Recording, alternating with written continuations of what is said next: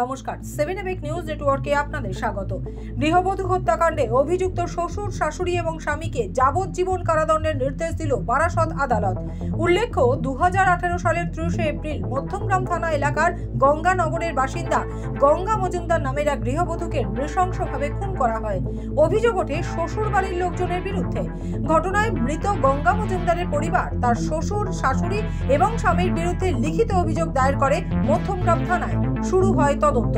ময়নাতদন্তের রিপোর্টে জানা যায়, বেধড়ক মারধর করে তারপর খুন করা হয়েছে ওই গৃহবধূকে। এরপরে অভিযোগের ভিত্তিতে তদন্ত চালিয়ে মধ্যমগ্রাম থানার পুলিশ মৃতার শ্বশুর, শাশুড়ি এবং স্বামীকে গ্রেপ্তার করে। মামলা করা হয় বারাসত আদালতে। আর দীর্ঘদিন ধরে তদন্ত এবং সাক্ষীদের বয়ান বিচার বিবেচনা করে অবশেষে এদিন গৃহবধূ গঙ্গা মজুমদারকে খুনের অপরাধে 3 অভিযুক্তকে যাবজ্জীবন সাজা ঘোষণা করল বারাসত আদালতের বিচারক। আর এই রায়ে খুশি মৃতার পরিবারের মানুষজন। কি জানালেন মৃত গৃহবধূর মা, শুনুন। 30 নভেম্বর বিয়ে দিয়েছি, আর মেরে 2017 সাল, আর মারা গেছে 30 এপ্রিল 2018। এবার মেরে ফেলে আমাদেরকে জানাচ্ছে, আপনারা মধ্যমগ্রাম হাসপাতালে আসুন, এমার্জেন্সি কেস। যত বলছি যে কার কি হয়েছে আমাদের একটু জানাও, না আপনি একা আসুন, এমার্জেন্সি কেস। এবার যাই হোক, তারপর আমি এবার একা কি করে যাবো, আমার যাকে সঙ্গে সঙ্গে আমি জানার পরে আমরা বাড়ি হাসপাতাল থেকে যাই, গিয়ে দেখি আমার মেয়ে টেচারের উপরে পড়ে রয়েছে, মৃত্যু অবস্থা।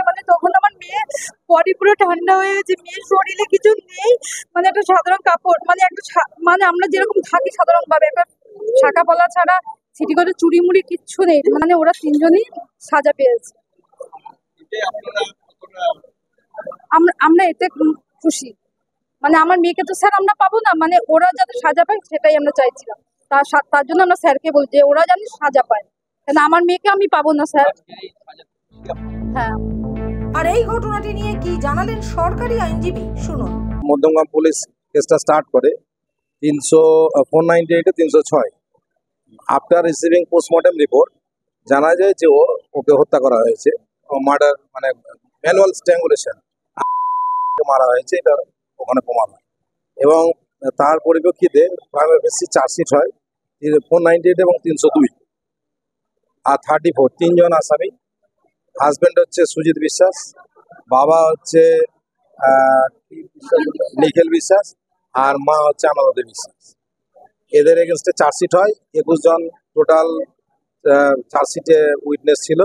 তার মধ্যে 14 জনকে সাক্ষ্য গ্রহণ করা হয়েছে। আমাদের এখানে আয়ও ছিল চাঁদরতন রায়। আর আমাদের ডিস্ট্রিক্ট অ্যান্ড সেশন জাজ অ্যাডিশনাল 4th কোর্ট, ওর নামটা কি হচ্ছে, 4th এডিজে, উনি এটা থেকে আজকে গতকালকে গিলটি ফাইল করেছেন এবং আজকে তার সাজা ঘোষণা হলো, যাবজ্জীবন হয়েছে।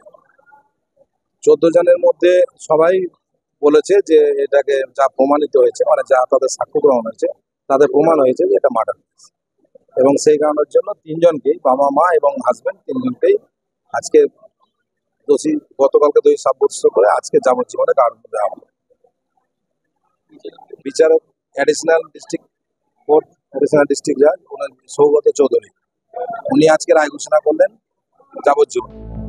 বারাসত থেকে শান্তনু বিশ্বাসের রিপোর্ট, 7 এবেক নিউজ নেটওয়ার্ক। আরও বিভিন্ন খবরের আপডেট জানতে হলে অবশ্যই সাবস্ক্রাইব করুন 7 এবেক নিউজ নেটওয়ার্ক চ্যানেলটি, কারণ আপনাদের একটা সাবস্ক্রিপশন আমাদের কাছে অত্যন্ত মূল্যবান। জয় হিন্দ।